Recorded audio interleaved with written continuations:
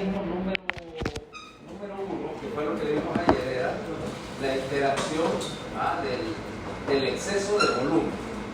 Ahora, ¿qué pasa si tenés síntomas cuando tenés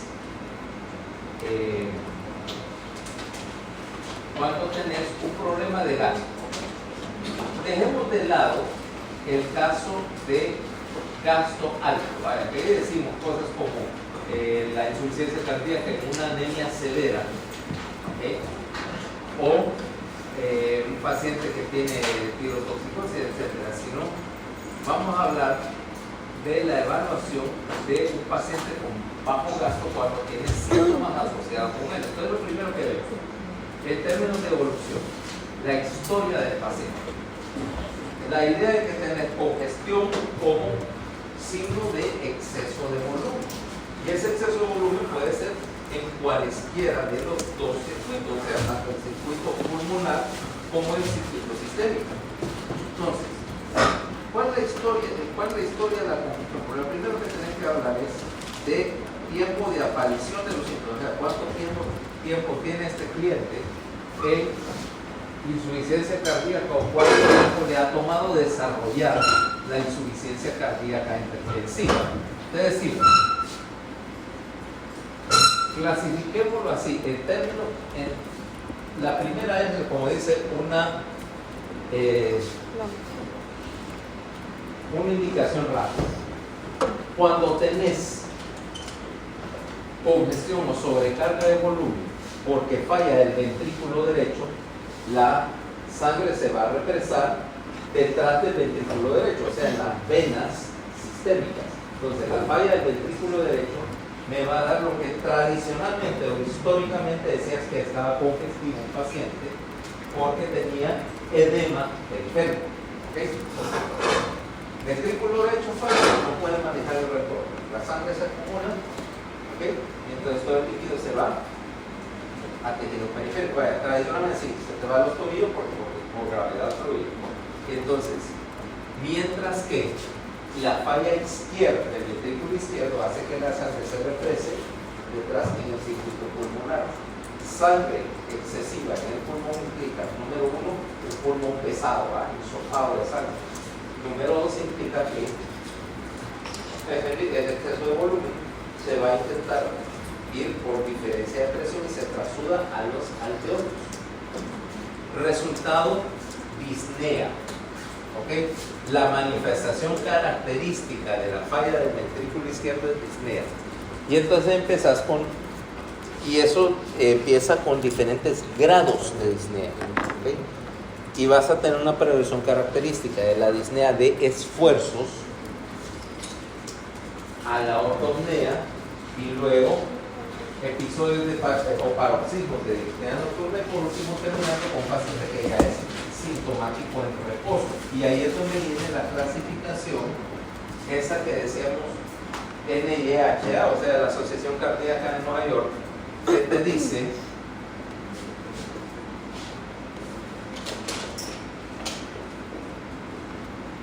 grado 2, grado 3, grado 4. Entonces decíamos síntomas a grandes esfuerzos,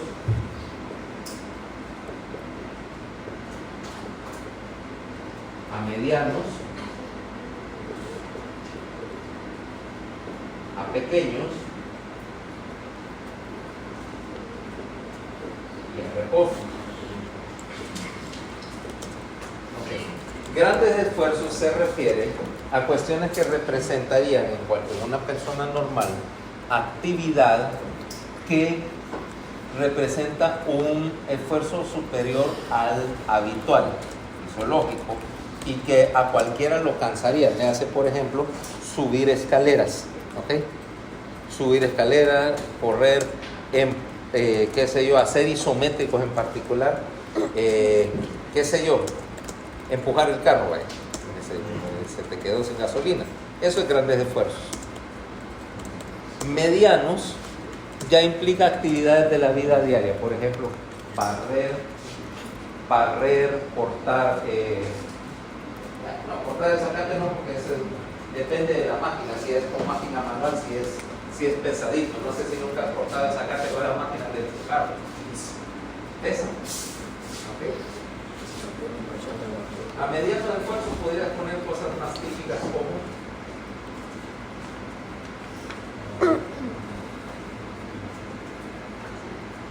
caminar es una. Caminar es una, hacer trabajo ligero en casa, barrer.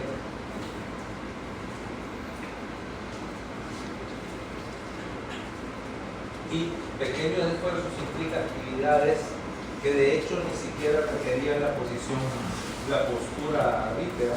Por eso cosas como peinarte, lavarte los dientes, afeitarte, ¿ok? Afeitarte, particularmente si implica, por ejemplo, llevar los brazos arriba a nivel de la cabeza, eso a un paciente con insuficiencia cardíaca tiene que cansar. Por ejemplo, que se peinarse, por aquí hay algunos pelos que vieron que supongo que esos grandes esfuerzos tratar de regresar.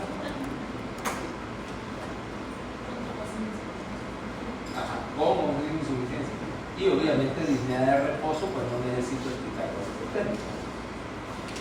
Entonces,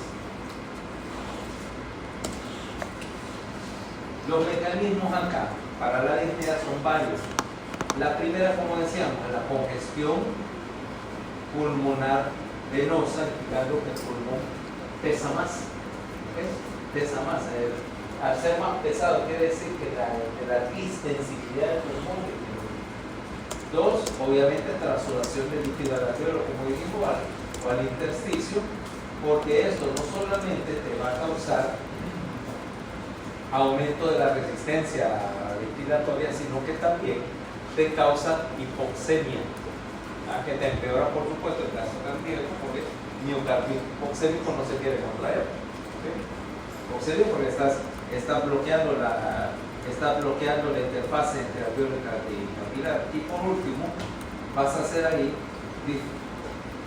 compromiso entre ventilación y perfusión. Si se acuerdan de lo que habíamos hablado en fisiología, de que había una zona bien definida para el flujo pulmonar y que decíamos que un alveolo, para que sirviera para intercambiar oxígeno, tiene que estar tanto bien ventilado como bien irrigado. Y que entonces acá un alveolo que está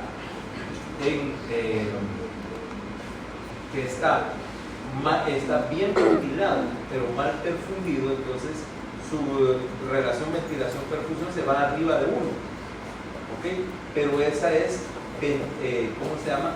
Ventilación desperdiciada, porque no está haciendo nada. Intercambiar, meter oxígeno para ir a hacer mal en el pulmón no te sirve, ¿okay? Entonces, luego hay una serie de capilares que llaman rectorescota, ¿okay? Yuxtacapilares. Cuando hay hipoxemia y ves en el capilar que hay que la sangre que está hipoxémica, la sangre saliendo del alveolo que está hipoxémica, eso te aumenta el impulso ventilatorio, ¿no? Por lo tanto da una sensación de disnea. ¿Okay? Aquí está la tabla de la clasificación, grado 1 a 4. Clase 1, clase 2, clase 3, clase 4. Ahí dice, por ejemplo, mira, clase 1, funcional sin limitación, dice, la actividad física ordinaria no causa limitación, o sea, tiene que ser grandes esfuerzos, o sea, actividades extraordinarias. Si te pones disneico, qué sé yo, porque tuviste que, no sé, se fregó el ascensor del edificio y tenía que subir al tercer piso cargando las bolsas de la compra, ok, eso es extraordinario, ¿vale? Dice, clase 2, cómodo al reposo, dice, actividad física ordinaria, ¿cómo llevar paquetes pesados? Claro, aquí acuérdense que esto es ambiguo porque, bueno, ¿cuánto es ordinario? ¿Cuánto es, qué sé yo, un paquete pesado de esfuerzo superior? Puede variar según la persona, pero causa, sí. Clase 3, comodidad, pero mira, actividad física menos que lo ordinario, o sea, pequeños esfuerzos como vestirse, lleva a los síntomas. ¿Sí? En particular hay una actividad que causa síntomas de insuficiencia cardíaca en términos de vestirse.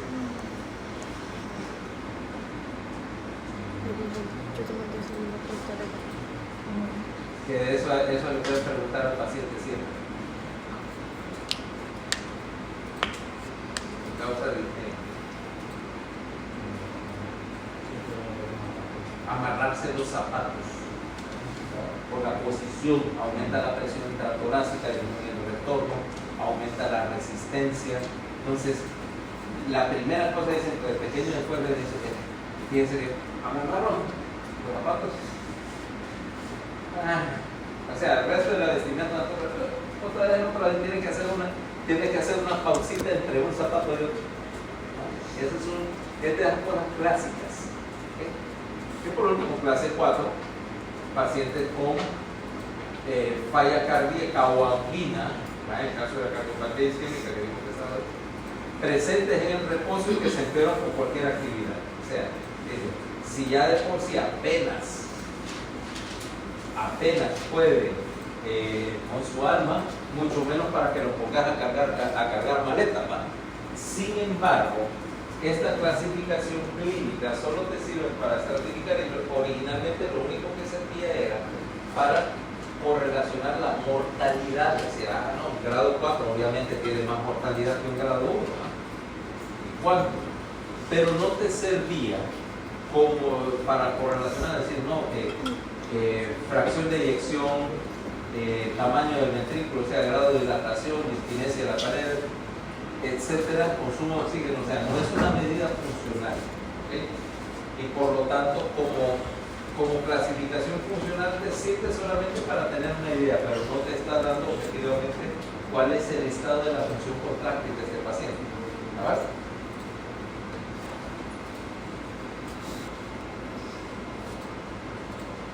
Ahora,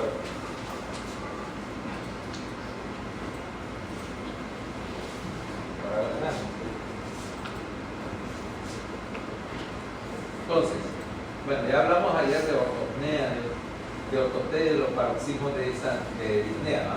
Entonces, solo para recordarles, la ortopnea dice, típicamente en un paciente despierto toma 1 a 2 minutos de estar acostado y dice, ¿cómo duerme? La pregunta, necesita una almohada, 2, 3, duerme sentado.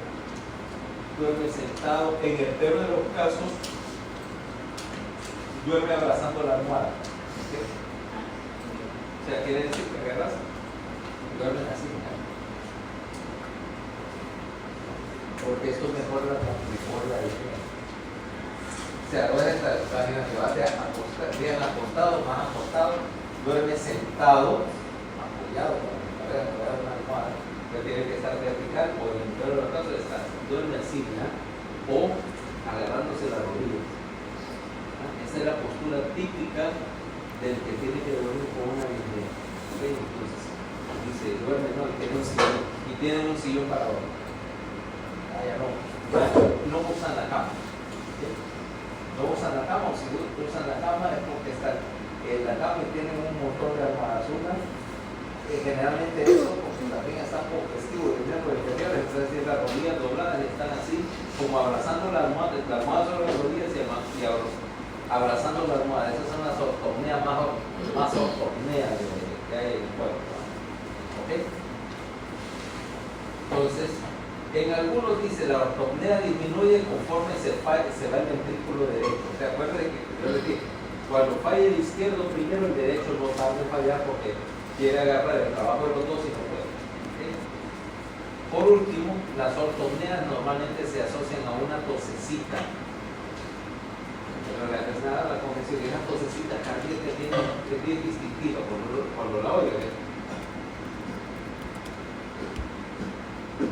Porque realmente lo que están haciendo ahí al toser es tratando de aumentar un poquito la presión intraalveolar para inflar de nuevo el alveolo que se llenó de líquido y se pegó.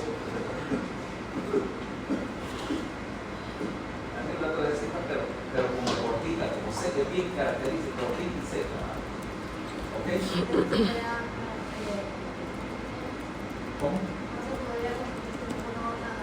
O sea, te das cuenta que no es la tos de una neumonía. Se puede confundir, o sea, la clínica, para que yo creo que si realmente le dan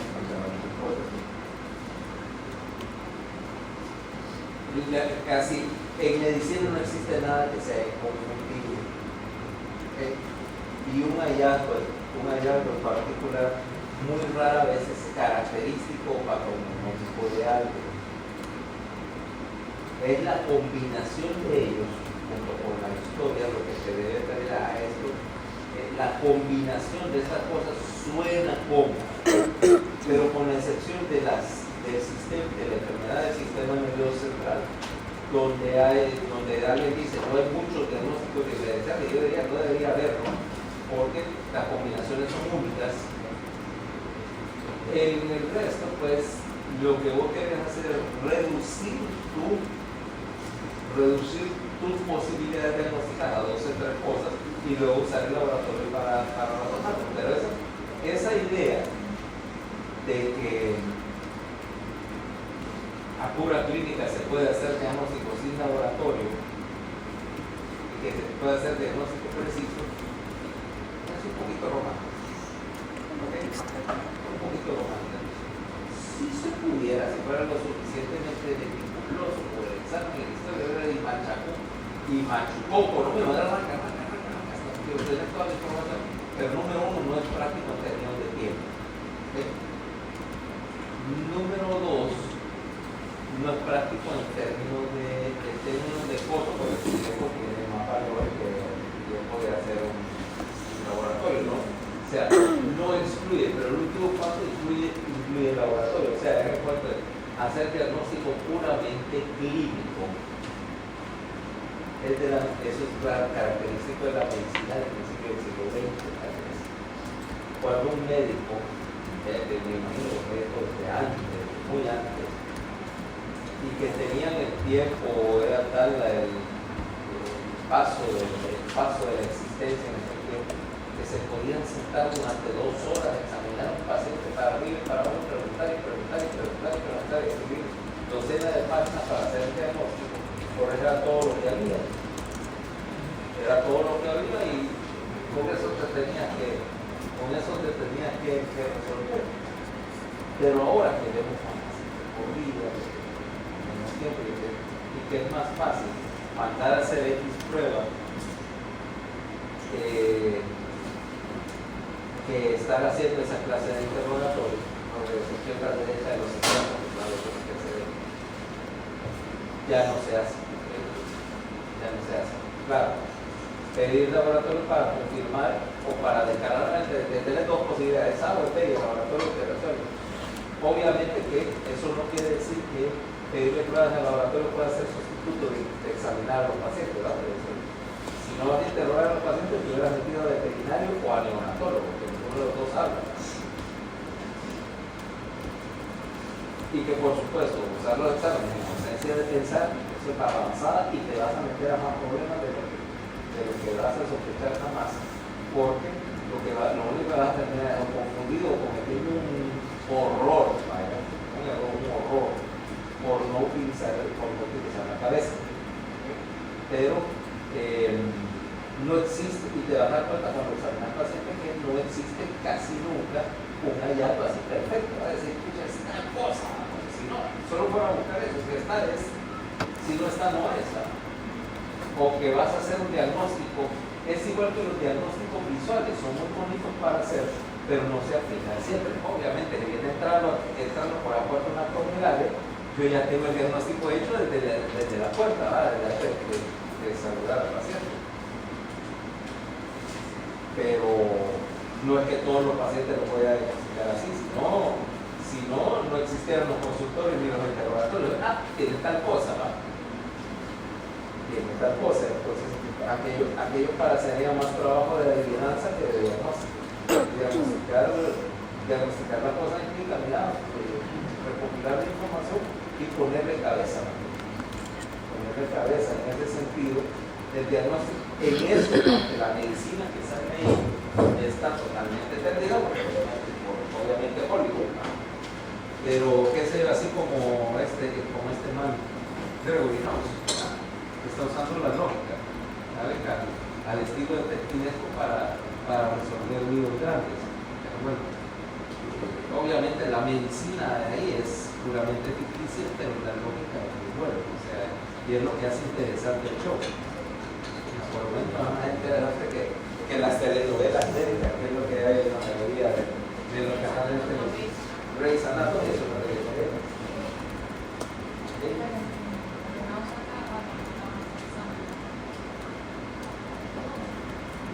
sí, y generalmente eran los tres chambones que tenía ahí asistentes y este se lo comía vivo porque era examen, porque realmente te das cuenta que esos no sabían por qué no estaban bien. Ajá, y él estaba viéndolos y sabía, ella tenía probablemente la respuesta de que quería ver hasta dónde metían la pata.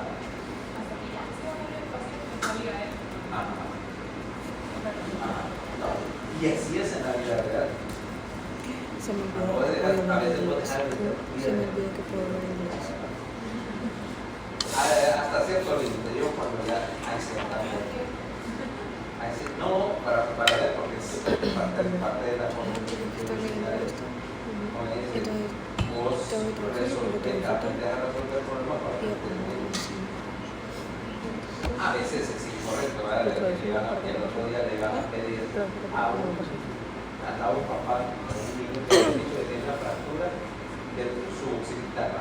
4 días de golpe el niño estaba cagado de la risa. Y entonces que ya estaban los internos que le pidieron una tomografía por reconstrucción de un niño de 2 años en que se da que pagara la extensión. Solo la tomografía le estaba cotizando 10.000 mentiras. Más lo que iba a cobrar la extensión, más el ayuno, más los medicamentos, más casi un día, casi una tarde, porque se da, ¿verdad? Y ya va pidiendo eso, ahí sí por lo de tener eso.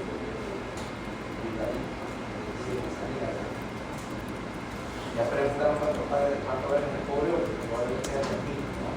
Cuidadito que van a gastar un sueldo de un mes, por el sueldo de un mes, que es una estupidez que no necesita.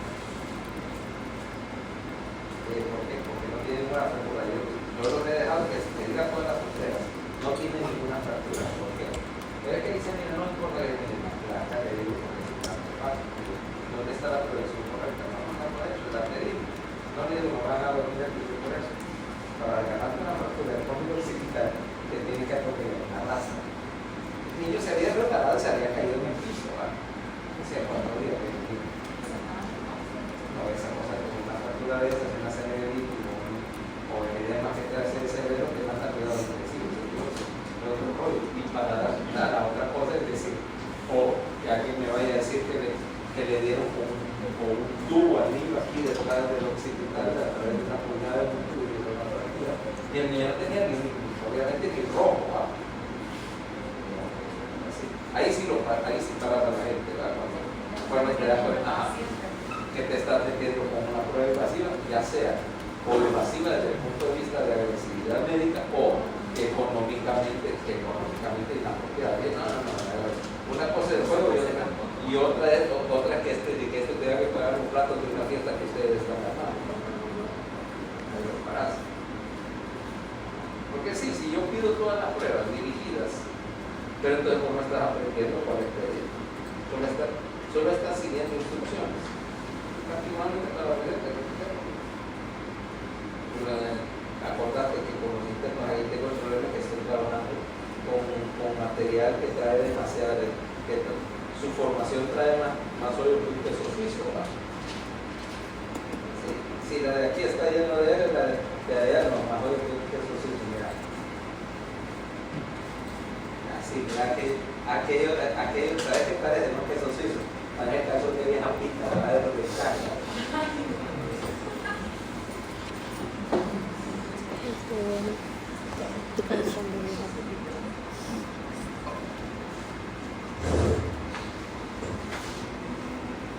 Ok, la otra posibilidad es los episodios de disnea paroxística nocturna, okay, que ya hemos hablado después de un periodo de cúbito prolongado, menos programable, y esto lo que tenés son pacientes que hacen aumentos de la resistencia y por lo tanto congestión pulmonar que aumenta rápidamente y que eventualmente hacen una forma de edema pulmonar, pero que solo está en el intersticio, o sea, no llega a llenarse el alveolo líquido, pero sí en el intersticio. Eso causa aumento de la resistencia de la vía aérea y entonces generalmente esos episodios no solo es la disnea, sino que es lo que se llama o llamaba antes asma cardíaca, porque tiene el característico que se despierta con disnea, tos y sibilancias, ¿okay? por el aumento de la resistencia, más créditos, y entonces dice, bueno, eso es típico de la disnea paroxística nocturna. Y por último, si lo llevas al extremo, puede hacer un episodio de edema de pulmón, con todo lo anterior, más la clásica expectoración de una espuma rosada, ¿okay? De una espuma rosada típica del edema pulmonar. Empezás a mirar con palidez, y entonces decís que el man tiene no, es que este man está tiene un síndrome imperial, ¿verdad? O sea, ¿dónde está como un imperial? Fría, pálida, echando espuma por la boca. Así como quiero ver a mi suegra con una certeza. Fría, pálida, echando espuma por la boca.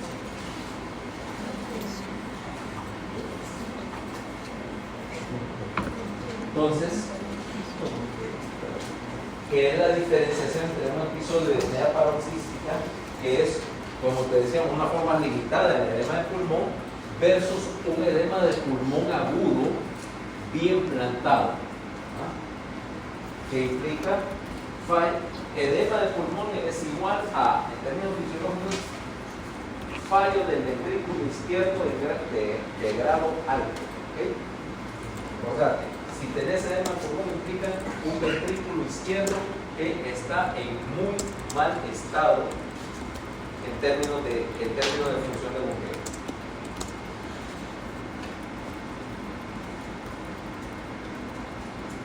Y repitiendo, no importa, o sea, yo puedo tener un paciente con congestión periférica grande y eso no ser inmediatamente peligroso. O sea, que tanto se te hinchan los pies no va a afectar tanto, pero si se te hincha el alveolo, sí, eso sí es una emergencia médica y grande, ¿okay?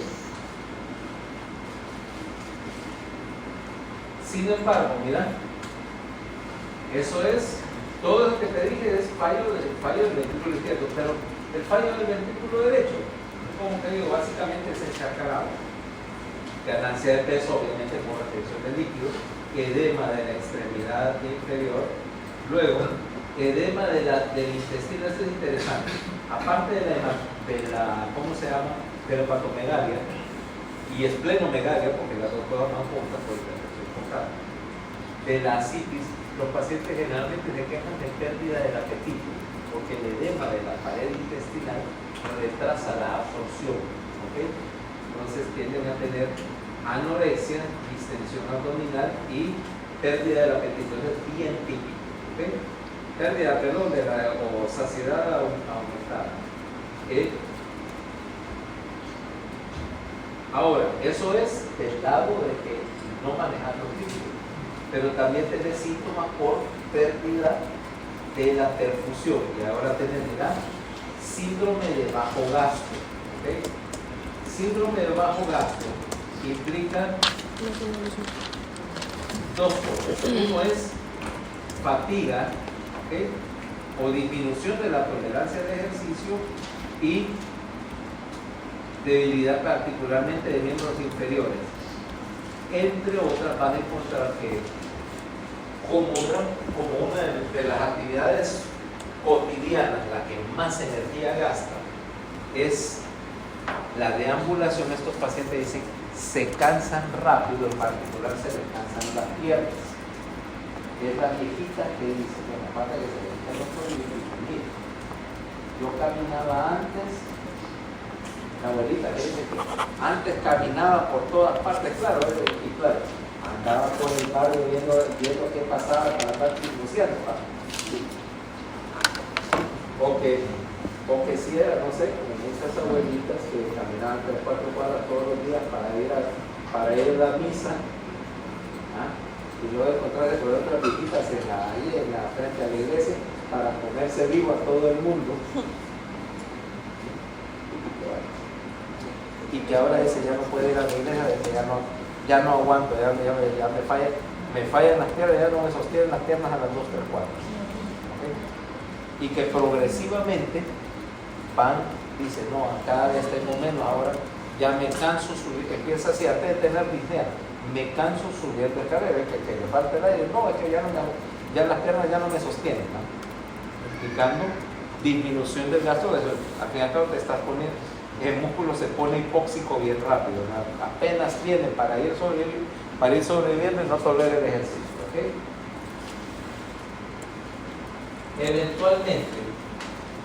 Eventualmente también vas a tener esas manifestaciones, hay casos más avanzados, que tenés disminución de la perfusión cerebral, pero no tan hipoperfundido como para darte un compromiso de conciencia, pero sí vas a ver que viejitos que están en insuficiencia cardíaca, que se agravan rápidamente y de repente ves que están como desorientados, como de pensamiento lento, como confusos, básicamente porque baja la presión de perfusión al cerebro, que están somnolientos también, el viejito que se queda dormido, que pierde el hilo de la conversación, etc. Muchas veces cuando ves insuficiencia cardíaca ves que esos síntomas mejoran cuando mejoras la insuficiencia, ¿okay? Le mejora la perfusión, ¿okay? Ahora, ahí dice otros síntomas, ahí hay un montón, ¿vale? El que más te interesa de todo esto de trastorno del sueño, uno que te debe interesar es que estos pacientes, particularmente por pérdida de absorción de alimentos, eventualmente pierden un montón de peso, que hacen que haga una caquexia cardíaca. Ahora, el problema es que esa pérdida de peso es enmascarada por el hecho de que está reteniendo líquido. Entonces vos decís, aquel viejito que se mira bien, pero realmente lo que está es hinchado, y cuando le botas todo el líquido, te das cuenta que al botar todo el líquido, el siguiente está súper desnutrido debajo. En particular porque la absorción y el recambio de proteínas se disminuye bastante cuando tenés insuficiencia cardíaca. Por fallo del hígado, porque tenés hipertensión hepática, porque tenés pérdida de la absorción, ¿sí? Porque en general tu tasa metabólica bajó y el recambio de proteínas también. Entonces, cuando fundís edemas, te das cuenta que abajo no tienes masa utilizada. ¿Sí? Entonces, claro, hasta aquí has hablado de fallo cardíaco que ha ido instalándose relativamente lento, ¿va? Pero puedes tener cosas que te lo precipitan, o sea, paciente que estaba en el límite de la tolerancia y que pasó algo y de repente se descompensó, ¿okay? O que estaba en un grado de falla cardíaca, que ha sido grado 1 y de repente el pulmón se empezó a derrumbar. ¿Por qué? Bueno, relacionado con el paciente, exceso de líquidos, obviamente retención, no se toman los medicamentos, uso de alcohol, medicamentos que te hacen retención de agua, por ejemplo, aquí dice AINES, son uno de los más comunes, paciente que lo ingresaste por otra cosa y que vos le estás poniendo, qué sé yo, de decir, no, pero solo le estoy poniendo 1000 de suero al día, ¿verdad? Entonces, no estás poniendo así, pero con cada medicamento decís, para esto, pero este antibiótico se lo diste 200 cc y le pasaste 600 cc de agua con sal para diluir el antibiótico al día, ¿verdad? Y cada medicamento es un montón de bolsitas y cuando le sacas la suma, le estás metiendo un montón de líquidos. ¿Okay? Medicamentos que bajan el gasto cardíaco, por ejemplo, beta bloqueadores. Cuidado, paciente, en condiciones límite le metes un beta bloqueador. un bloqueador del canal del calcio, etcétera, y luego le bajaste la contractilidad y lo metiste en insuficiencia cardíaca. ¿Okay? De ahí, cosas, patología que te dispara la insuficiencia cardíaca latente, hipertensión, un infarto, una isquemia del miocardio, que no te das cuenta o que su manifestación fue que te empeoró la insuficiencia cardíaca. Embolismo pulmonar, arritmias, infección, fallo hepático, anemia. Acordate que vos puedes tener esto como causa, tenía una insuficiencia cardíaca por una cardiopatía X y aparte le sumaste anemia y como dice, por acumulación de amarillas se te descompensa. ¿Okay? Entonces,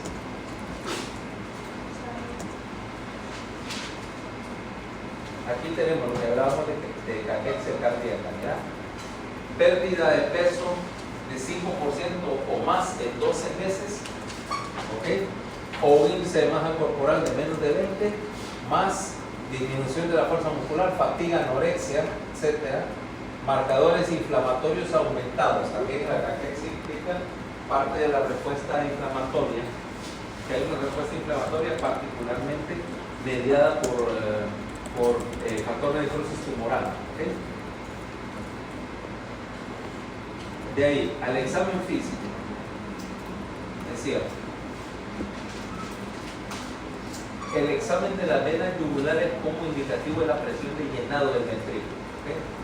Paciente lo examinas a 45 grados. ¿Qué quiere decir eso? Mira, a ver, tenés el paciente acá, 45 grados.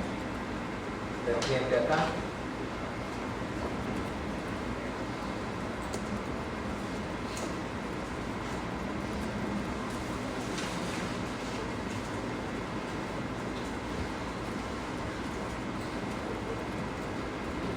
vamos a tratar de hacer la vena yugular. Entonces vos venís, aquí está el punto cero. ¿Cuál es el punto cero en términos de presiones vasculares en el sistema cardiovascular? ¿Qué parte del corazón?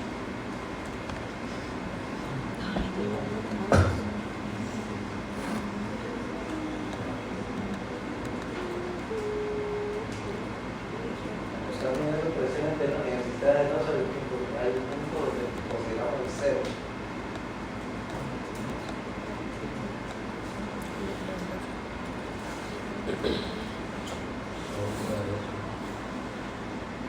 Casi.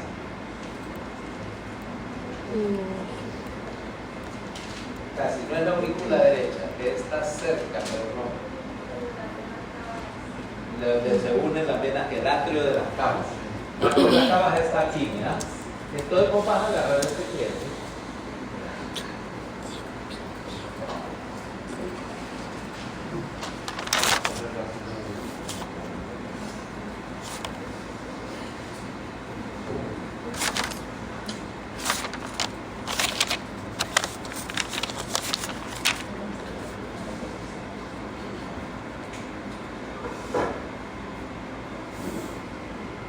Entonces aquí tienes el punto cero, atrio venoso. ¿Okay?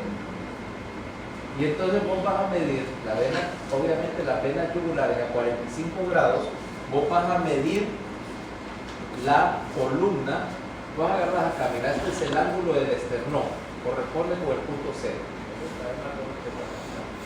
Ángulo de, ¿cómo se llama? De Lewis. ¿Okay? Acá. Y de acá medís la altura de la columna de sangre. ¿Okay?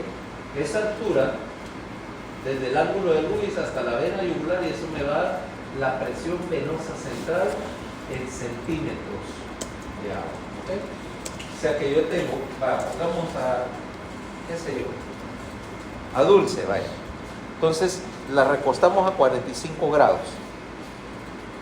Con la cabeza apoyada. Entonces tengo el ángulo de luz y miro hasta dónde está la columna de sangre en la yugular y mido la altura de esto en centímetros. Eso me da la presión venosa central. ¿Ok?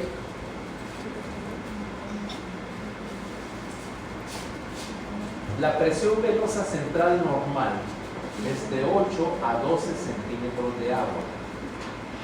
O sea, cualquier cosa más de 12 centímetros acá, entre este punto y en la columna, me implica retención de líquido, implica aumento de la presión venosa central. Ahora, con el otro punto es que voy a ver si hay reflujo hepatoyugular, y eso se hace. Tenemos al mismo paciente y ahora hago compresión sobre el hígado durante 15 a 30 segundos y veo si la columna de líquido, o sea, la distensión de la yugular, aumenta. ¿Ok? También indicativo de que hay aumento de la presión venosa. ¿Okay? Entonces, todos esos son indicativos de sobrecarga de volumen. ¿Okay? Es más, normalmente vos vas a ver el pulso venoso. Cuando esté insuficiencia cardíaca franca, vas a ver el pulso venoso.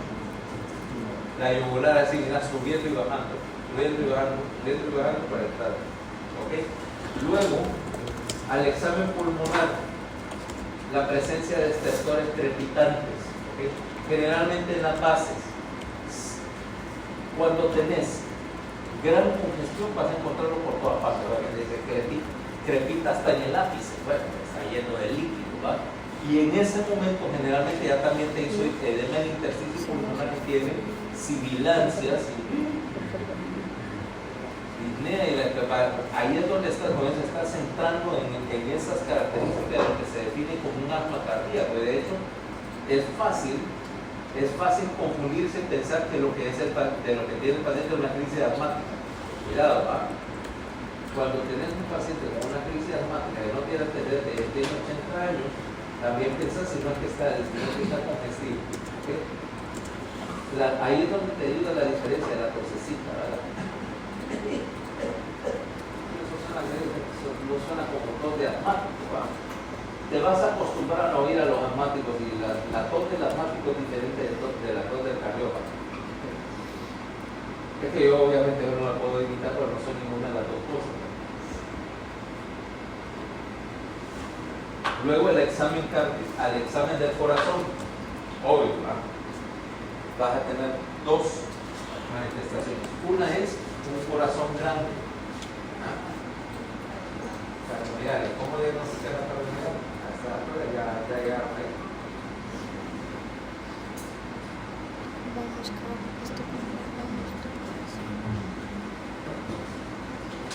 ¿Cómo determina semiológicamente el tamaño del corazón?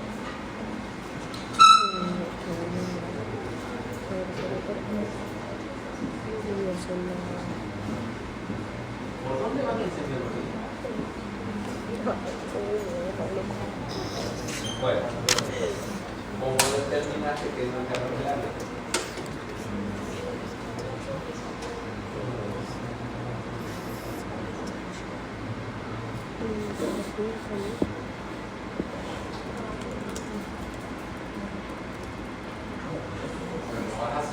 Lo vas a llamar al cardiólogo para que te diga si el paciente tiene corazón grande.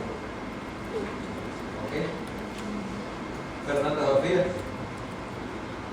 Me hace empezar a examinar el choque de punta. Ajá. ¿Qué va a pasar con el choque de punta? Hasta allá. Pegado hasta acá. No, o sea, Está desplazado. Mira, se desplaza hacia la izquierda, obviamente, ¿verdad? Choque de punta desplazado hacia la izquierda y generalmente hacia abajo. Cuando es hipertrofia, el ventrículo izquierdo tiene que irse un poquito para abajo. Pero el caso es que el choque de punta ya se movió. ¿Dónde deberías esperarlo? ¿Dónde debería estar el choque de punta? El cuarto y quinto espacio intercostal, ¿ok? Y en media clavicular. Y ahora se mueve hacia abajo y hacia afuera, ¿no? El ventrículo crece en esta dirección. ¿Ah? El ventrículo está acá y crece en esta dirección, o sea, se desplaza hacia abajo y hacia afuera. ¿Ok? La otra cosa que vas a encontrar, a veces fíjate que es tan grande, es más, en la zona donde está, cuando tenemos un corazón dilatado, El choque de punta normalmente es un área así pequeña y vos ves que es un área ahora grande. Me dice porque se expandió y tenés la moneda que es el choque de punta ahora es un gran plato así, ¿va? Si el ventrículo derecho está muy crecido, de hecho, incluso vas a ver que hasta todo el esternón se levanta un poquito, ¿ah? El borde izquierdo del esternón, porque corresponde al área, a la pared anterior en el área del tabique. Entonces,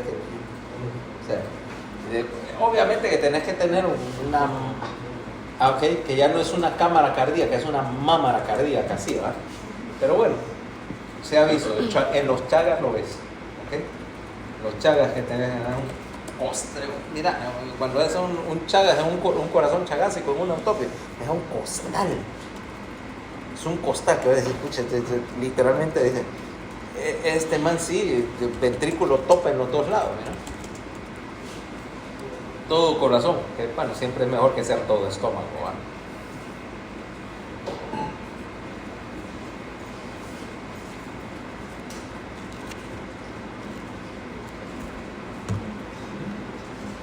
Ok, ahora, esa es una de las dos manifestaciones de crecimiento cardíaco. La otra es la presencia de un galope.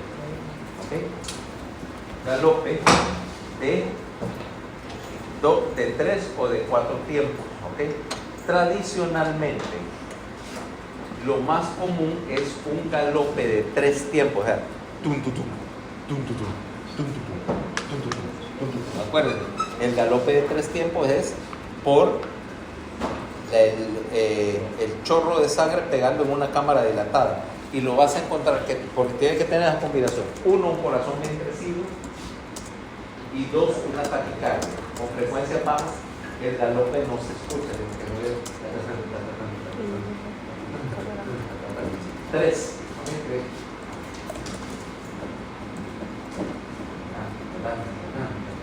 O hizo un ruido adicional.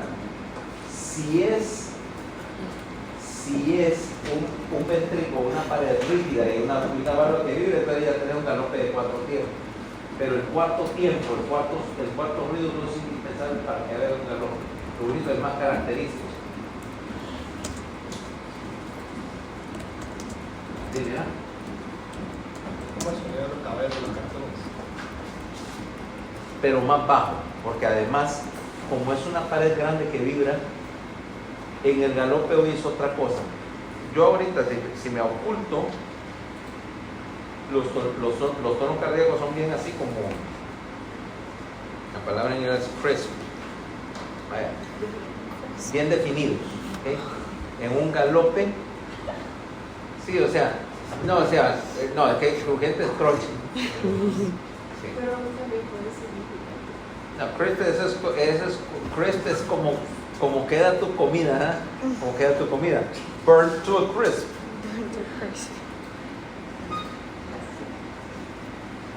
Porque no te decís que sabes cocinar, pero nunca te he visto traer comida, o sea que todavía está por determinar. Ok, pero entonces, mientras que en un galope los sonidos cardíacos son como más, es como más apagados, porque acordate, estás tratando de cerrar una válvula con un corazón que se contrae con menos fuerza y con una válvula más grande, pero el sonido es como más apagado. No es tan, el galope del caballo, cierto, por eso se llama galope, ¿va? Pero no es como vos decías, porque vos tenés la idea en la carcatera, pero es que es más así, ¿verdad?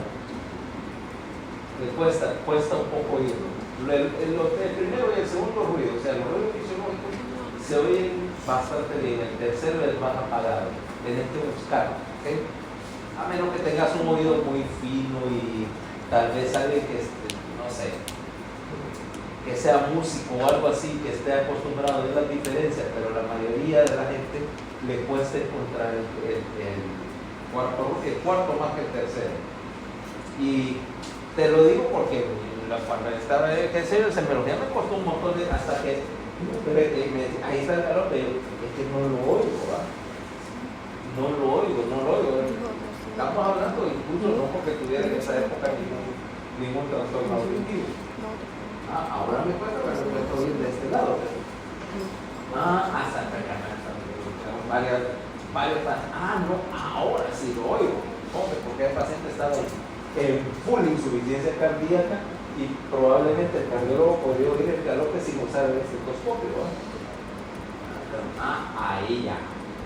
Pero no creas que es porque alguien lo oye y vos no, que vos tenés un trastorno que no todo el mundo es igualmente sensible para encontrar y es sutil. No, tal vez vos lo oís así porque lo has oído en los videos, pero eso es porque lo criticaron. Pero en la vida real, oye, con el estetoscopio son más apagadores, ¿ok? O sea que no te... A veces vas a encontrar otros hallazgos, por ejemplo, un soplo sistólico para el anillo de rehabilitación, para el anillo orbital está todo guango, pero ya no es obligatorio, ¿verdad? Entonces, bueno, obviamente aquí es donde viene la presencia de asitis, hepatomegalia, el característico edema. Acuérdate que es el edema que tiene fobia, que es depresivo. Le pones a cargar, dejarlo ahí unos 20 segundos y te queda el dedito marcado, pues el líquido en el intersticio está suelto, ¿okay? Así. Está así, dejas una marca. No, aquí no voy a dejar una marca, pues no hay retención de líquido, pero mira, son 20 segundos de levantar, ahí te queda marcado. Si tuvieras edema, ya está llegado como una nasarca, vos podés provocar fobia en cualquier parte, pero no.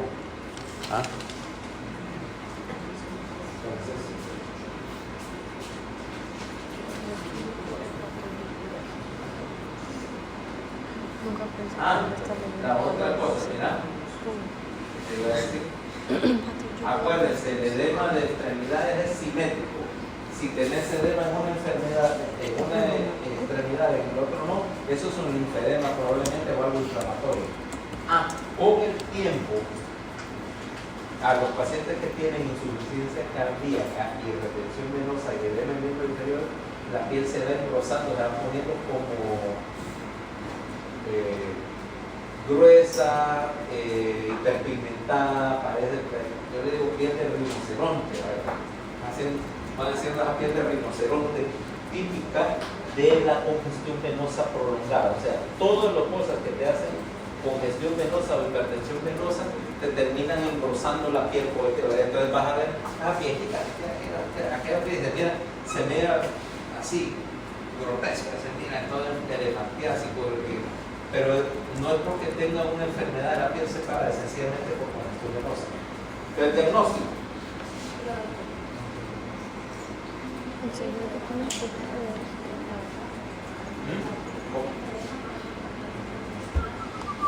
Sí, el linfedema por obstrucción linfática, por ejemplo.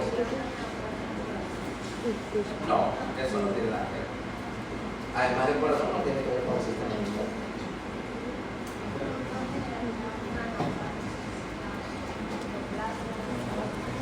Pero ese linfedema por una clase cuando tienes un tumor que te bloquea una parte del sistema linfático de mama, cuando hay infiltración de los ganglios axilares o pues tienes un brazo hinchado, o edema de una sola extremidad cuando tenés los linfáticos pélvicos, por ejemplo, cáncer de cuello, cáncer de próstata, pero no existe el linfedema generalizado. No existe el linfedema generalizado por parameado. Ahí tienes otros mecanismos, pero no es como se llama por edema, no es por retención linfática. Ahí son mecanismos diferentes. Pero bueno, vamos ahora al diagnóstico. Obviamente, cuando tenés todos los signos y síntomas, diagnosticar una falla cardíaca, vaya, aunque hayas estudiado en otra universidad. Hoy no andamos haters. Hoy no andamos haters. Hoy no andan haters, porque no. Sí, hoy no Claro andan. que uno siempre tiene que tener munición para tirarle al enemigo, ¿va? ¿Ok? Como decíamos, cuando es una de esas insuficiencias cardíacas que tienen todos los síntomas, no hay problema. El chiste es, en primer lugar, ninguno de estos signos es exclusivo de la insuficiencia cardíaca. O sea que ahí es donde viene la idea de que encontrar una insuficiencia cardíaca en un paciente que tiene signos más sutiles implica usar. Uno. Dos, pacientes que tienen riesgo de desarrollar una insuficiencia cardíaca, o sea, pacientes con enfermedad cardiovascular subyacente pero que todavía está compensada. Eso es lo que vas a estar buscando. ¿Okay? Detectarlo tempranamente, porque acá también está, ahí, también adicionalmente vos querés evaluar no solo la presencia de insuficiencia cardíaca, sino el grado, porque el manejo depende de la celeridad. Entonces, ¿qué es lo que vas a pedir? Aparte de lo que ya hablamos de clínica, laboratorialmente, ¿qué vas a pedir? Pruebas de laboratorio, placa de tórax, electrocardiograma. Esto es general, pero lo que te interesa es, además del electro, hacer una ecografía cardíaca para hacer dos cosas. Uno, determinar la causa si es posible, ¿va? Y dos, la estratificación del riesgo, porque la estratificación del riesgo es lo que te va a decir cómo vas a manejarlo. ¿Okay? Vamos a ver eso.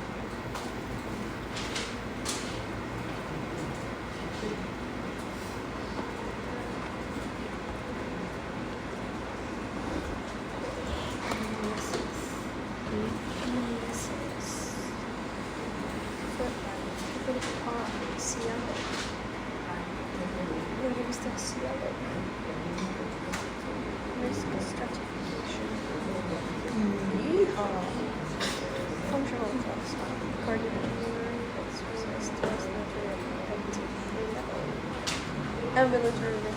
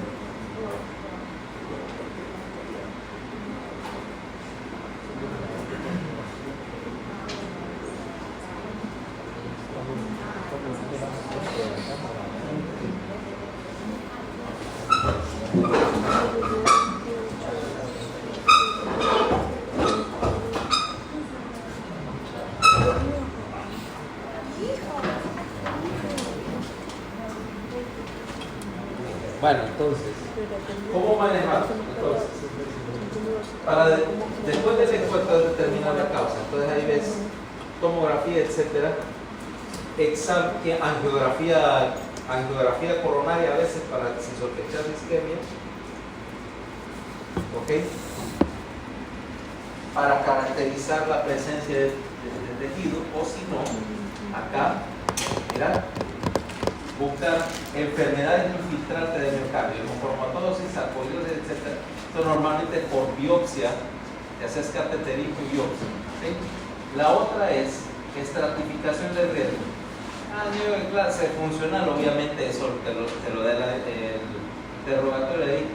Prueba de esfuerzo, ¿verdad? Prueba de cardiopulmonar para ver si haces isquemia, si haces arritmia, etc. La presencia de o sea, los niveles de ProBNP, ¿ok? Y la hemodinámica. Esta es la evaluación inicial. ¿Okay?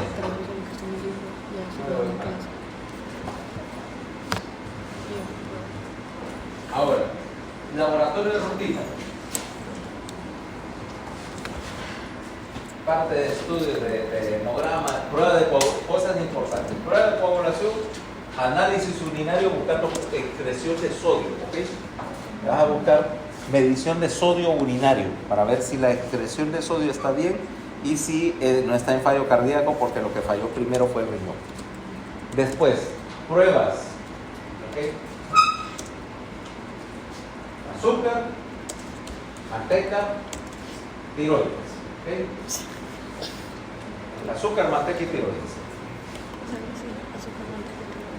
Obviamente diabéticos como causa, dislipidemia como causa de una cardiopatía arteriosclerótica y pruebas de función tiroidea bajo la sospecha de que obviamente en presencia de una alteración del tiroides, en particular por hipotiroidismo, se insuficiencia cardíaca. Después, urea y creatinina van a estar siempre elevadas. Mientras más severo, peor, porque la perfusión renal se está afectando. ¿Okay? Y el flujo sanguíneo renal también se deterioró. También, en presencia de insuficiencia del ventrículo derecho, siempre va a tener cierta elevación moderada de las enzimas hepáticas. O sea, las 2 transaminasas se elevan en la insuficiencia cardíaca cuando tenés congestión del hígado. Eso no es nada de raro. ¿Okay? Ahora, ahí dice elevaciones fosfatada alcalina, bilirrubina, que no debes confundirlo con enfermedad de la vía biliar o enfermedad hepática, suponiendo que al mejorar la insuficiencia cardíaca, esos niveles tienden a mejorar, pero siempre, o sea, no están en el rango normal. Lo vas a encontrar, dice, si el rango normal de transaminasa aquí en la mayoría de los laboratorios es de 0 a 40, vas a tener valores de 70, 80, 115. Obviamente de transaminasas 500 y pico, eso ya no le puedes echar no le puedes echar la culpa a la insuficiencia cardíaca. Entonces, más importante, marcadores inflamatorios no son específicos. Puedes tenerlos, pero no te interesan. ¿Qué es lo que quieres ver? Es hiponatremia. ¿Okay? Importante. Si hay hiponatremia, esos son indicadores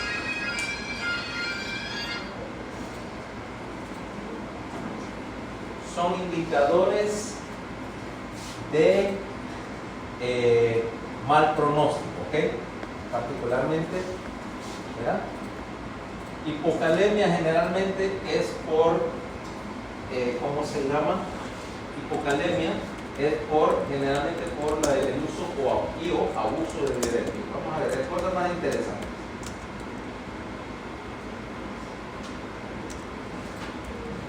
Bueno, después vamos a hablar probablemente. Anomalías en la placa de Torres, por ejemplo, son cosas que le vas a pedir de entrada. Primera, las 2 cosas que vas a ver es si yo tengo una TRX de tórax, TRX de tórax.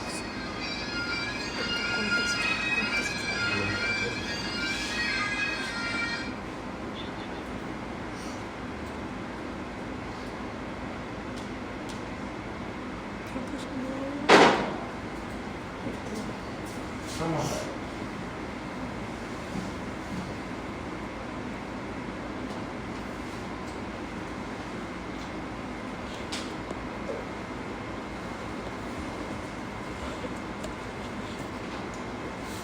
Esta es tu placa de tórax segura.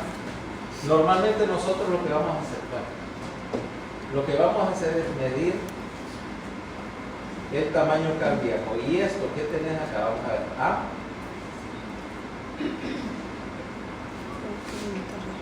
A sobre B es el índice cardiotorácico. ¿Okay? Esto normalmente debe ser menor o igual a 0.5. ¿Okay? ¿Ya? Ahora, ¿qué pasa en una insuficiencia cardíaca? Me voy a poner el caso, te voy a poner un caso así como bien avanzado. Ventrículo derecho creció, esta curva es el ventrículo derecho. Aquí, este es el aorta, mira el portón aórtico. Ahora mira el ventrículo izquierdo, creció. Crece para abajo, lo único que al crecer ambos, la punta se va un poquito para abajo, entonces se ve así. Mira.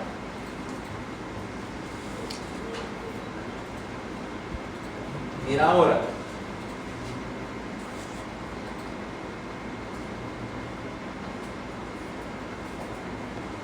Ahí tenemos un índice torácico bien superior a 0.5, o sea, eso ya es una cardiomegalia. Si lo querés llevar a extremo,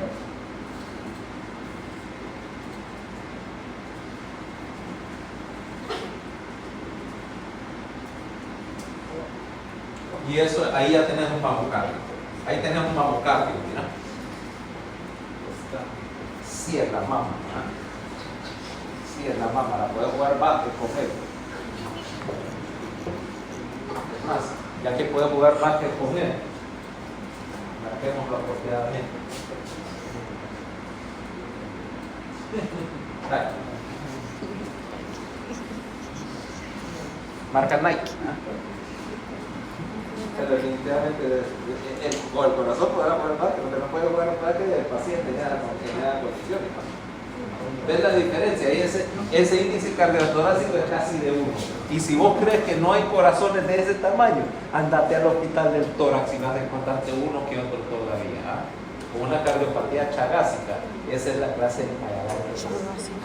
Ahora, esa es una de las dos cosas que vas a ver. Luego, aquí normalmente tendrías el ilio pulmonar, ¿no? ¿Ah? Tendrías la vascularidad pulmonar, ¿correcto? Acá saben que va a haber más cosas. Entonces, normalmente el flujo sanguíneo pulmonar es un poco más hacia abajo, o sea, los vasos. Aquí no estoy dibujando los bronquios, solo los vasos. ¿Ya? Vas a ver que tienden a ir más hacia abajo, ¿ok? Pero en un corazón crecido, vas a encontrar que, en primer lugar, el ilio es bien prominente, ¿mira? Aquí casi no se ve, pero aquí sí ves un ilio bien prominente. ¿Ves? Como todo este paquete de vasos es como se mira algo bien marcado. Y empezás a ver que los vasos, aquí te lo voy a hacer más grueso, mira, tratando de hacerlos más gruesos. Mira, congestión venosa, y que empezás a ver que las venas que estarían hacia el ápex, que normalmente no se ven, aquí están como llenas, ¿va? Ves que acá ves más vasos hacia arriba. Esto se llama redistribución de flujo.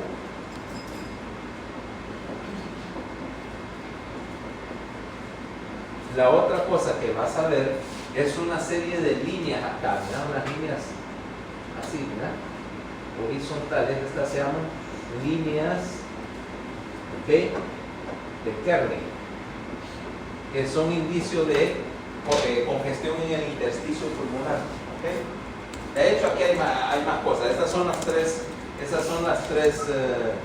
Y si llegas a estos grados, vaya, de dilatación de la cámara, ves que todo el intersticio está como infiltrado de líquido. Entonces uno se pone, no es transparente. Vos agarras una placa de Torres y dices, se nota que es aire, que es transparente aquí. Se mira como un poquito opaco, como nebuloso, porque el líquido te está absorbiendo parte de la radiación. Eso es un poco más sutil, ¿entendés? Tienes que ver cierto número de placas de tórax antes de decir, pucha, se miran como que hay mierda ahí, vaya. Dices, no está transparente. No está transparente, pero eso sí, redistribución de flujo, aumento del índice cardiotorácico, eso lo podés ver en una placa de tórax y lo podés medir, ¿okay? O sea, no necesitas tener gran experiencia leyendo radiografías para ver, ¿okay? Luego, en el electrocardiograma no vamos a encontrar nada específico. Lo que puedes encontrar es la causa. ¿Okay? Uno es evidencia de hipertrofia. Es evidencia de hipertrofia cuando tenés de hipertrofia de ventrículo, cuando tenés obviamente asociación con una cardiomegálica. Ventrículo grande, obvio, visible. También la evidencia de lo que causó la insuficiencia cardíaca. Si tuviste un infarto, por ejemplo,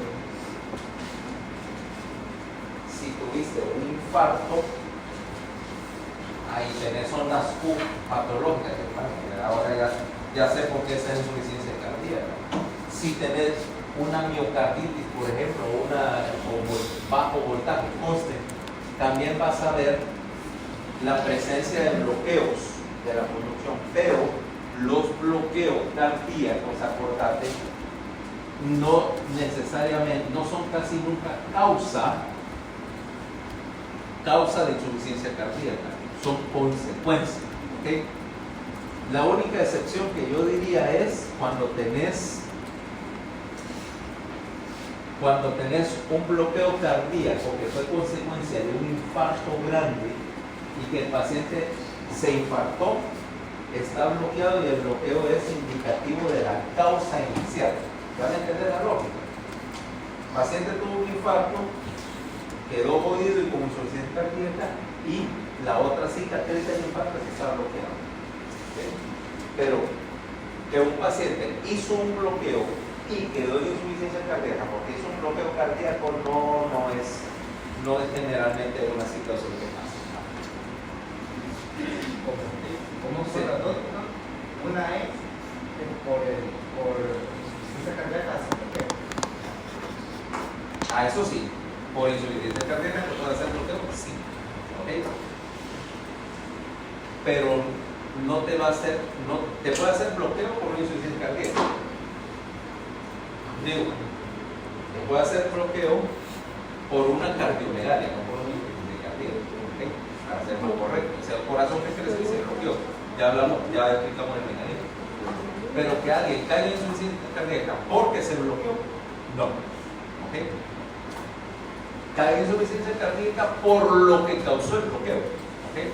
Puede ser infarto y acá Chagas. ¿Okay? Acá bloqueo cardíacos y dilatación ventricular, particularmente tenemos dilataciones ventriculares extremas. Chagas.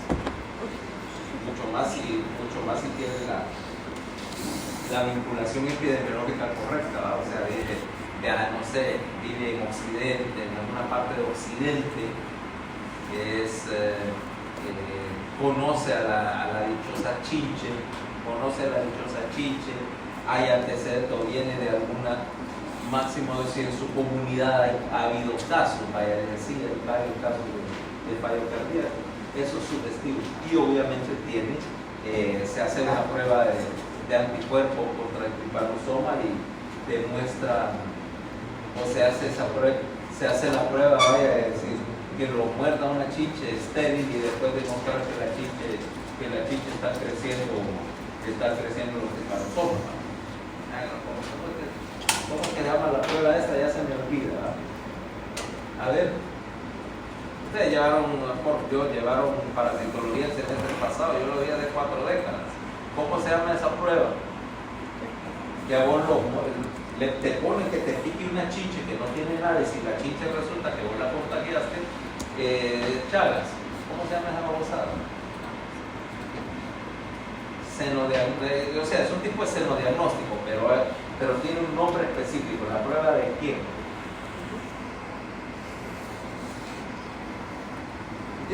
Déjenme adivinar, no les enseñaron Chagas en microbiología, no les dijo González que semejante bicho existe.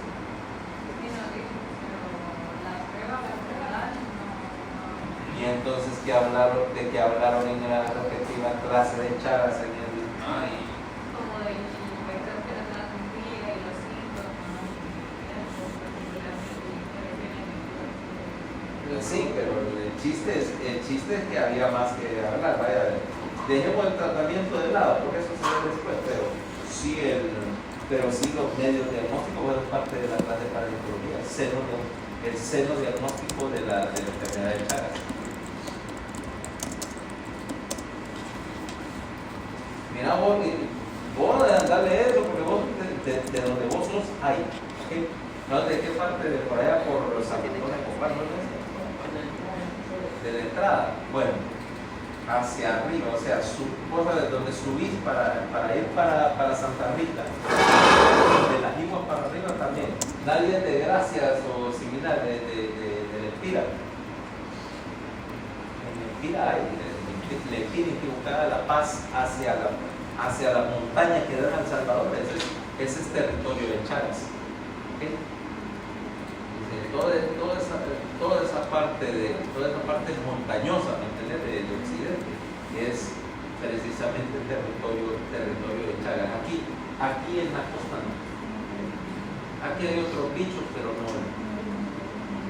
Solo encuentro, doctor, de la prueba lista y la de análisis de sangre.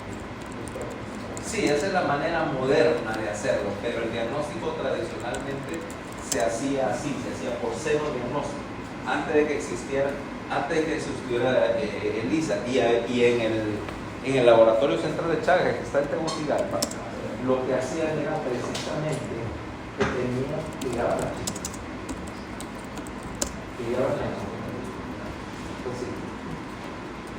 Pues sí, pero eso se llama, o sea, como no había pruebas de laboratoriales así, moleculares, lo que hacía era para ver si el paciente tenía el parásito, si era contagioso, era que obviamente si esta chincha la había creado en el laboratorio, nunca había estado expuesta ni podía aportar que te pique una chincha y luego la ponías a criar no sé cuántos días, mataba la chincha, buscabas en la cavidad abdominal, pero entonces ¿cómo se llama? En el tejido digestivo de la chincha, donde se cría el parásito, sacabas ahí, hacían alguna preparación, buscabas el parásito al microscopio, si vos la habías contagiado la chincha, el parásito se había multiplicado en la chincha y lo podías encontrar en el fronte de la preparación. Así, mira, ahí están los protozoos viviendo en el intestino de la chincha, quiere decir que vos la contaminaste y que entonces por lo tanto no se mete el parásito en sangre.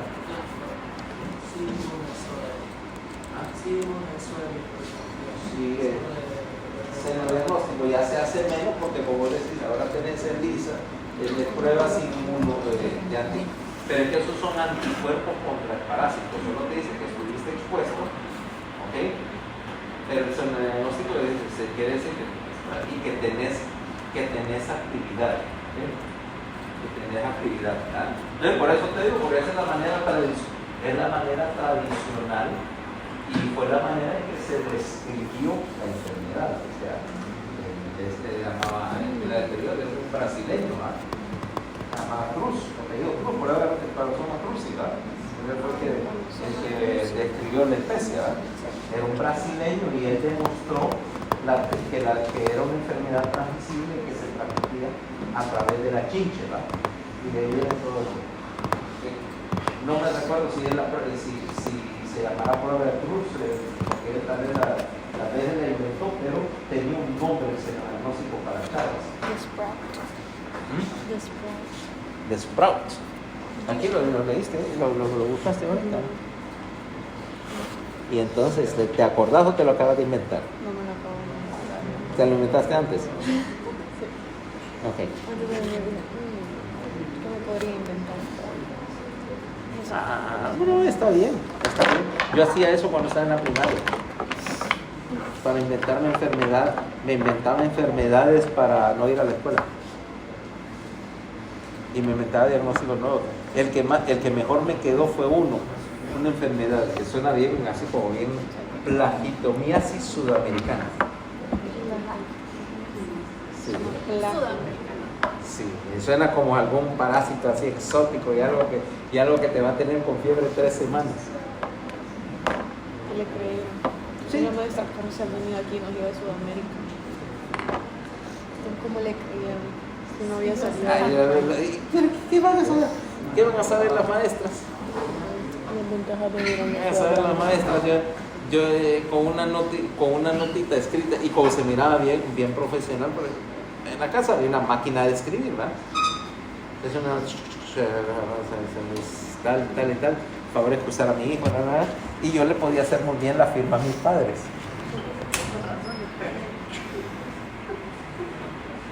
Claro que sí, ¿verdad? ¿Qué crees? Que yo era así como cualquier niño que escapeaba de escala. No, yo me consideraba a mí mismo muy profesional, o sea, me sabía todas las maneras de no ir a clase. Y por aquí, ahora, o sea, ese cuerpo, o sea, vos crees, como es de cuenta de ponerte mostaza bajo la lengua para simular la fiebre. Eso lo hacía yo tal vez en primer grado, ya cuando estaba por quinto o sexto, yo ya tenía maneras mucho más sofisticadas de cambiarme de la escuela. En quinto y sexto. Sí. ¿Y vos a qué edad te empezaste a cambiar de la escuela? Pues? No no me podía cambiar mucho de la escuela. Porque vivías interna ahí, vivías frente a la escuela. No, porque mi mami es maestra, entonces siempre me obligaba a ir. Mi mamá también. Mi mamá también era maestra. Entonces no sé.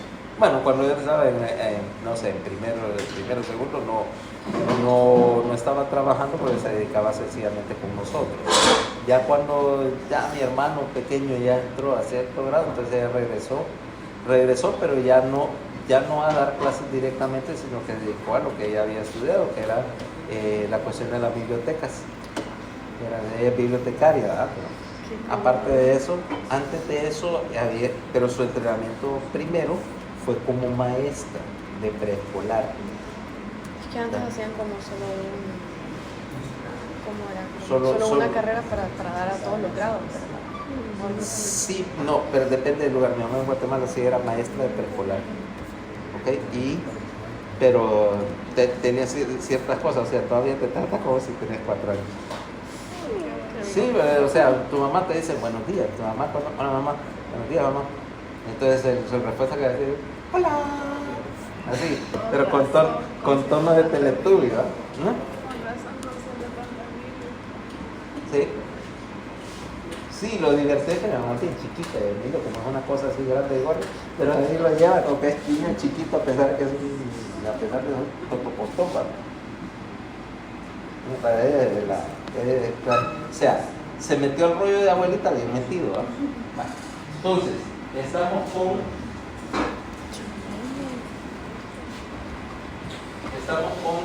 ¿cómo se llama? Imágenes cardíacas. Ok, como ya dijimos, en el electro no vas a encontrar nada que sea específico de insuficiencia cardíaca. Pero ahora en imágenes, ahora ¿qué es lo que vas a ver? Dos cosas. La primera es buscar en ecocardiografía. Vos querés ver varias cosas ahí. Uno es el tamaño del ventrículo y el volumen, por lo tanto. Tamaño quiero decir volumen ventricular. En particular vas a medir los volúmenes en más de una fase del ciclo. Y el que te interesa en particular tal vez es el volumen diastólico, o sea, cómo se ve el ventrículo lleno. Y de ahí, obviamente, la diferencia entre los dos te da la fracción de eyección. Y vos andás buscando varias cosas. Uno es una fracción de eyección mayor de 50, porque eso significa función normal. Dos, la morfología de la válvula, o sea, si tenés un anillo valvular todo dilatado, una válvula mitral que se está regresando, que no cierra del todo porque ya el anillo se dilató y las válvulas quedaron cortas, y tenés regurgitación mitral, por ejemplo, o tricofilia. Vas a ver si hay segmentos de la pared que tienen diskinesia, porque cada segmento diskinético te está contribuyendo a bajarte parte de la fracción de eyección. ¿Sí? Vas a ver, también puedes usar Doppler, ¿ok? Puedes usar Doppler para estimar gasto cardíaco, presiones, flujo, ¿ok? Flujo, dificultad en el llenado, porque hasta ahorita hemos hablado de insuficiencia cardíaca, más que nada lo estás pensando como una cuestión contráctil de un corazón que no se contrae, pero también tenés acordarte de insuficiencia cardíaca con un patrón restrictivo donde el ventrículo es rígido y no se llena. Si no se llena no hay bombeo. O sea que eventualmente el ultrasonido es lo que más te ayuda acá para determinar morfología y función, ¿vale?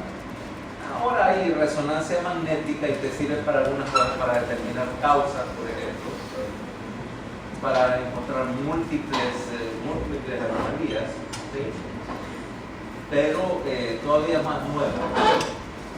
Después de hacer el eco, que eso es como decir de ley de obligación, que le haces el panorama, vas y le haces una prueba de esfuerzo, ¿okay? Para medir dos cosas. Uno es consumo pico de oxígeno, ¿okay? Consumo pico de oxígeno. Y la otra es, ¿cómo se llama? Respuesta al ejercicio en 3 términos. ¿Qué tanto puedes aumentar tu frecuencia cardíaca en respuesta al ejercicio, ¿verdad? Que te pongo un protocolo en la banda sin fin, a ver qué tan rápido te cansas, cómo responde tu ritmo cardíaco, si desarrollas arritmias ante el esfuerzo, para cuantificar la disnea, porque una cosa es que me diga el paciente, mire, yo me canso con cualquier cosa, yo digo, bueno, cualquier cosa, ok, vamos a la banda y decir, ok, yo ya puedo calcular el consumo de energía, o sea, antes de poner la banda, decir, bueno, ese paciente debe consumir tantas calorías y consumir tantos litros de oxígeno por minuto a tal velocidad, entonces, ok, aguanta. Ok, se pone en negro, vos viste que punto, es decir, no es lo mismo que, no sé, que Gabriela se ponga disnéica cuando la tengo con pendiente de 10%, corriendo a 7, 8 millas por hora, vaya a nivel atlético, y se pone disnéico, no es lo mismo decir, no, mira, la tengo con 0 grados de pendiente y 2 kilómetros por hora y me aguanto 5 minutos antes de ponerse azul. Porque está poniendo azul, pero no se siente el peligro. Ayúdenme a pensar poniendo azul. Ahora sí ya está bonito. Ok, de ahí viene lo más importante, biomarcadores. Y el que te interesa es péptido lateral tipo B, ¿no? Porque es el mayor predictor de aumento de la tensión. Entonces decimos, pacientes que tienen niveles más altos, por ejemplo, en particular cuando tenés pacientes con fallo cardíaco de gasto, ¿cómo se llama? De gasto alto o con tensión incrementada en la pared, por ejemplo, hipertensión, van a tener niveles más altos que pacientes con insuficiencia de gasto bajo. Y el paciente que tiene disnea, porque ahí te ayudan a resolver una pregunta. Viene un paciente y dice, bueno, está disneico y tiene enfermedad pulmonar crónica. Mira, este paciente tiene un enfisema pulmonar. Fue fumador por un montón de años, tiene una acción pulmonar deprimida, está disneico, está peor de la disnea. Alguien me pudiera argumentar que si está en fallo cardíaco es un empeoramiento de su enfermedad pulmonar. O como acordate, dice, está disneico, está peor del pulmón, o porque tiene un cor pulmonar. Ahí está ¿es un cor pulmonar o sí o no? Entonces, ahí es donde te ayuda. Porque en un cor pulmonar vas a tener ProBNP por la banana, ¿no? Pero un empeoramiento de su enfermedad pulmonar no tendría por qué elevarse. A ver.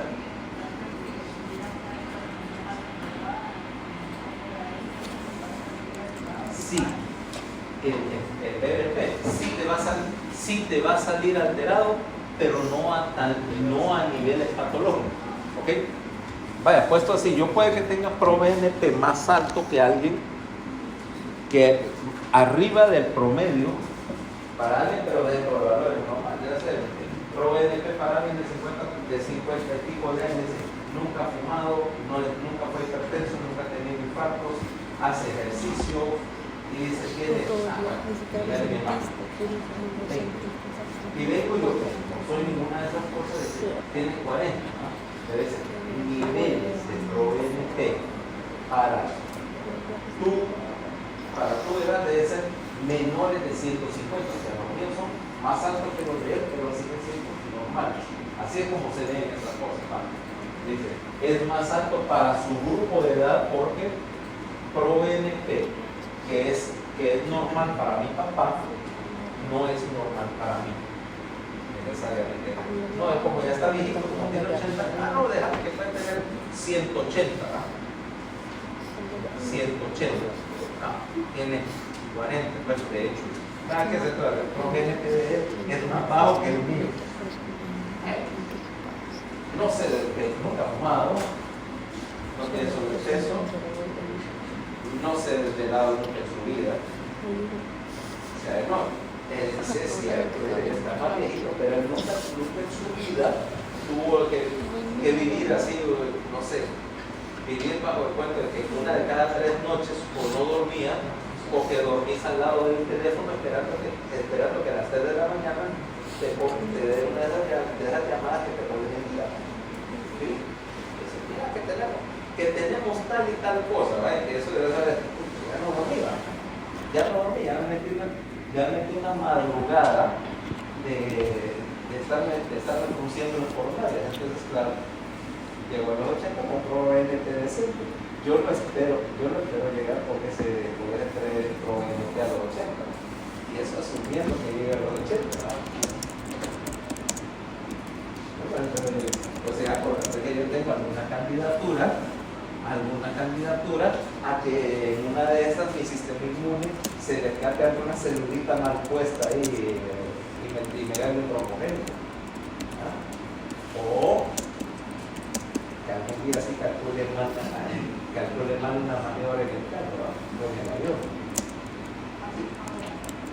Yo tengo licencia. ¿Sí? ¿Vos qué crees? Mira, hay gente que colecciona sellos, monedas o cosas así. Yo colecciono maneras de quebrarme el pico. ¿Sí? O sea, me encanta todas las cuestiones de riesgo. Decide con qué me preguntarle y yo te voy a decir si realmente es macanazo. De manera de quebrarse el pico. Ok, vaya. ¿Paracaídas? ¿Moto? Sí. De quebré una vértebra, la mano con paracaídas y no te preocupes, no me detuvo. Y al día siguiente me fui de vacaciones a Guadalajara con una fractura vertebral que no le dije a nadie hasta meses después. Claro, cuando uno se diagnostica la fractura, te dice, y le dice al técnico que haga perpediza a la placa. No siempre era que no valía la pena. No es cosas. Además, me daba la oportunidad de tratarme la fractura vertebral. Quito oxycontin y vámonos. Andaba bien light. No me dolía, claro que no me dolía. Andaba como el doctor House, así. La misma yo, vámonos. A mí, para todo raspado, es tema, para no irnos más lejos. ¿Qué te parece una que no es muy común? Banana de playa. Se cayó de la banana. Sí, yo sé. No, o no me caí de la banana. No me caí de la banana de playa. Ese fue el problema. La banana se dio vuelta y vas a que viene uno de estribo, mi pie se enganchó en el estribo y me arrastró bajo el agua.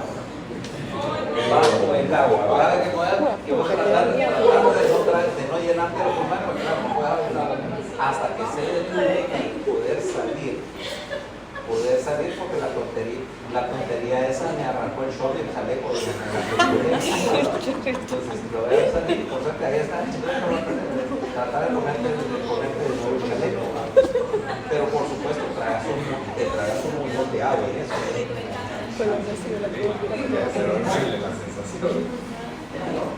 Dice, otro más, ese sí era nuevo para mí.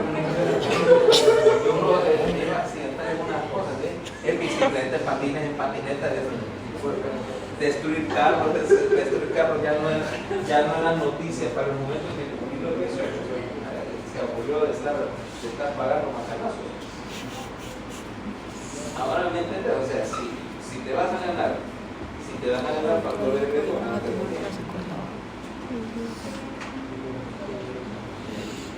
No, ahora ya.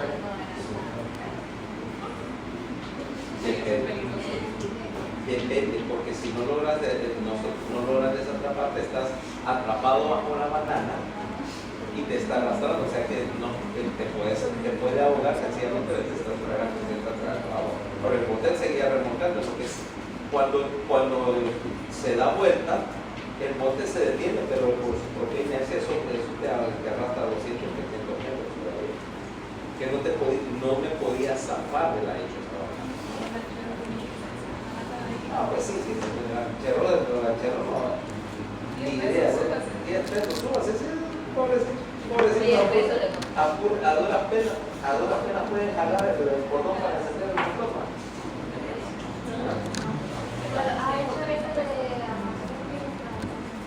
Bonchi, no hay aquí en Honduras. No hay acá. Carlos y sí, ya probé todo. El mejor, por supuesto, es el de gracias. Sí. El de gracias, el de Joya Grande, ya me subí todo. ¿Qué otra cosa? Sí, porque aquí no hay ni bonchi ni base. De hecho, que te tiran de una torre de esas de radio o de un acantilado y que tenés que te tiras y que tenés ese traje ardilla ese, ¿no? Pero nunca me he pegado más ganas así que bajar, subir, aquí no hay. El que no he probado, que siempre he querido probar acá, es vuelo a vela. Esos planeadores que no tienen motor, o sea, que te remontan, porque siempre, yo sé que la condición estática es perfecta para él. Y hay una que es un valle grande, pero aquí nadie tiene un planeador. Yo creo que eso será lo que voy a comprar cuando me subí, voy a comprar traer. No, pero que el chiste no será romper el YouTube, no puedo mirar. Ahí mira sobre el menú, dando vueltas en el coche para ganar la cultura. ¿Cómo se llama? A la letra. Ajá. Sí, aquí había. Allá por la letra de la Coca-Cola. Estoy hablando cuando era cipote, el que lo trajo una vez era de los pantalones, Constantino Ranch. Era fanático de esa cosa. Y que en los años 80 había hasta un club y varias gente participaba con eso de los salares, pero dejó de interesarte. No sé qué pasó, pero era cuando toda esa loma de Camila y todo eso era puro potrero, no había casa ni nada. Podías tirar y ir a caer por allá por el lago, frente al lago, por la puerta. Si saber maniobrar, lo después de estas casi 2 minutos, porque eso es básicamente como un paracaídas. O sea, vas cayendo, pero es una caída controlada. Ese sí no lo he probado. Lo que he probado es con el otro, la gente que agarra un motor y un ventilador y un paracaídas, pero no hay por eso. Te va a ayudar que salís en el ala de una cúpula sobre el mar, de una acantilado, y luego poder dar una vuelta y regresar aquí a la acantilado. O si no, hay una playa abajo, puedes bajar. Esa la playa es bien bonita. Es relativamente seguro porque va despacio, siempre hay manera de hacer una estupidez. O sea, con todo vehículo motorizado hay una manera de pegar tus maneras. Me falta estrellar el vehículo. Espero que lo digas. Ya, cuando ocurre el achero, que se cayó todo el mundo, se puede detener, pero como no tiene inmediato, hay un momento en que ya pudo bajar la velocidad suficiente para que pueda enganchar y salir, pero era, qué sé yo, 30, 45 segundos de que no podía darle vuelta a la banana y no salir de debajo. Ajá, porque es parte del chiste, vaya, caerte de la bolsa de esto. Pero cuando estás cerca de la playa, cuando estás bien adelante, pero es que también había un poco de el lanchero medio experto, ¿verdad?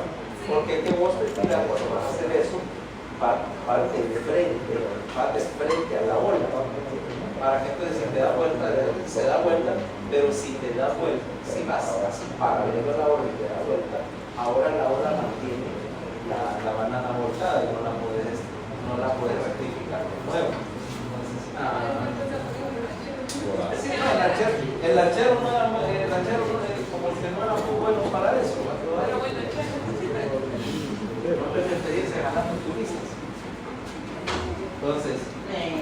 Bueno, entonces, ¿qué es lo que vas a hacer? Hay otros biomarcadores nuevos, por ejemplo, galectina 3, ¿okay? Que son también indicadores de fallo ventricular, pero todavía no están en uso común, ¿vale?